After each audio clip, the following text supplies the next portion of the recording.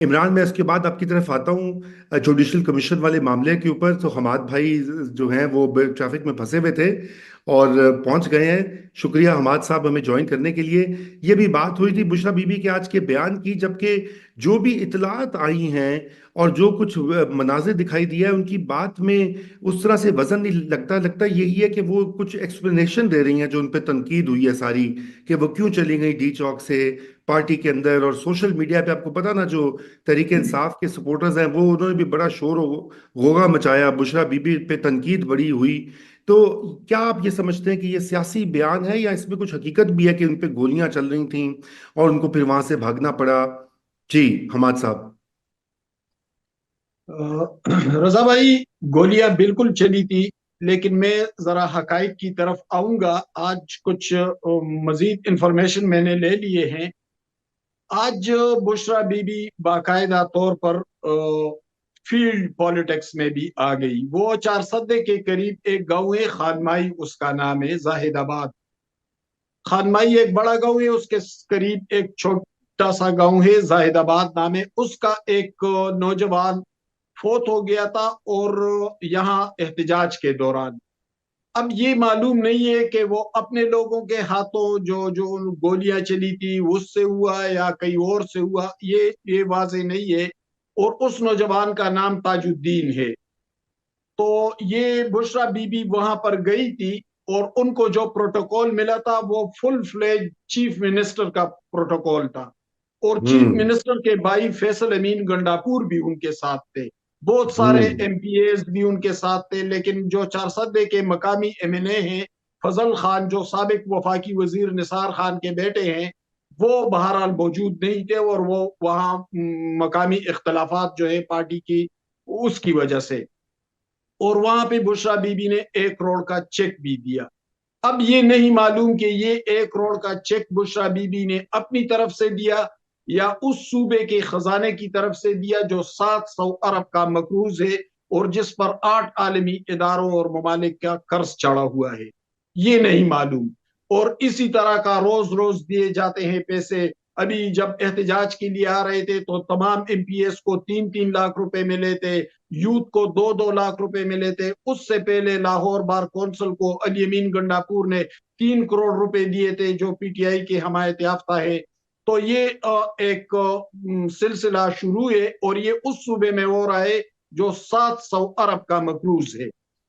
अब आते हैं बुशरा बीबी के बयान की तरफ। तो उन्होंने वहां पे खानमाई चार सद्दा में कहा कि सब भाग गए थे और मैं अकेली रह गई थी और गोलियां चल गई थी। रजा भाई, अगर आप देख ले तो उसी शाम को, 26 नवंबर को, उसी शाम को मेरा ट्वीट अब भी रिकॉर्ड पर है, और मैंने ट्वीट किया था कि बराए करम बुशरा बीबी और अली अमीन गंडापुर को रिस्क्यू कर ले और उनको फौरी तौर पर निकाल दे, खतरात बढ़ रहे हैं। अगर मैं ये बात कर रहा था तो जाहिर है कुछ हकाइक मेरे सामने थे, कुछ चीजें मैं पुख्तून डायनेमिक्स को जानता हूँ, उस सूबे से मेरा ताल्लुक है। और फिर बाद में ऐसा हुआ भी। कल भी मैं जिक्र कर चुका हूं कि डीआई खान से मुल्हिका जिला है टांग, और हमारे गवर्नर साहब फैसल करीम कुंडी साहब का ताल्लुक भी टांग से है। और उस ये डेरा इस्माइल खान से, जहां से अली अमीन गंडापुर का ताल्लुक है, उससे मुल्हिका जिला है। इसी टांग में एहतजाज से तकरीबन 3 दिन पहले बाज एंटी स्टेट एलिमेंट्स, बाज टेररिस्ट तंजीमों का कोई इजलास हुआ था, और उन्होंने तहरीक इंसाफ के एहतजाज को कवर के तौर पर लेना शुरू किया था। और बहुत सी सियासी जमातों ने अपने आप को डिस्टेंस कर लिया था, खुसूसन पीटीएम ने अपने आप को डिस्टेंस कर लिया था। उनका कोई रोल दिखाई नहीं दिया इसमें, क्योंकि उन्होंने भी स्मेल कर लिया था इन मामलात को। जब ये जुलूस यहाँ पर आया तो पता चला, जिस जिस तरह अटक के डीपीओ ने कहा कि 89 अनआइडेंटिफाइड लोग हमने गिरफ्तार किए, ये उन 500-600 लोगों में से है। ये 89 जो टांग के इजलास के बाद इस जुलूस में शामिल हो गए थे। ये लोग फिर अली अमीन की तरफ गए और उसे कहा कि आप कंटेनर गिरा दे और रेड जोन की तरफ बढ़े। अगर रेड जोन की तरफ ये जुलूस बढ़ जाता تو وہاں پہ پریزیڈنسی ہے، قومی اسمبلی ہے، پرائم منسٹر ہاؤس، سیکریٹریٹ ہے، سپریم کورٹ اور فارن آفس ہے. تو وہاں پر ایک دہشت پھیلانے کا خدشہ تھا اور کچھ ایب نارمل صورتحال پیدا ہو رہی تھی.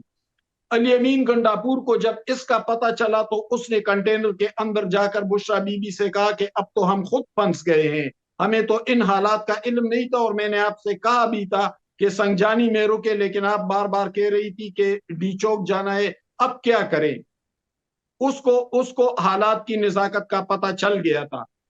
پھر بشرا بی بی اور علی امین جب نکلنے لگے تو بہت سے کارکن ان کے سامنے لیٹ گئے تھے، اور ایک بعض جاننے والے بتا رہے ہیں کہ علی امین نے اپنے گارڈ سے کہا کہ ان پر گولیاں چلا دے تاکہ یہ راستے سے ہٹے، اور کہتے ہیں کہ علی امین کے بعض گارڈز نے بھی گولیاں چلائی ہے اور ان لوگوں کے ٹانگوں یا پاؤں پر گولیاں لگی ہے، اور یہ علی امین کے گارڈز نے چلائی ہے یہ گولیاں، کیونکہ انہوں نے راستہ بند کر دیا تھا. بہرحال بشرا بی بی اور علی امین وہاں سے نکل گئے، اور میرا ٹویٹ اب بھی ریکارڈ پر ہے کہ وہ لوگ باقاعدہ درخواست کر کے نکل گئے تھے، اور بشرا بی بی کے بارے میں اطلاع ہے کہ وہ تو اتنی زیادہ سہم گئی تھی کہ باقاعدہ رونے لگی تھی کنٹینر کے اندر، اور آج کہہ رہی ہے کہ سب بھاگ گئے تھے اور میں پیچھے رہ گئی تھی.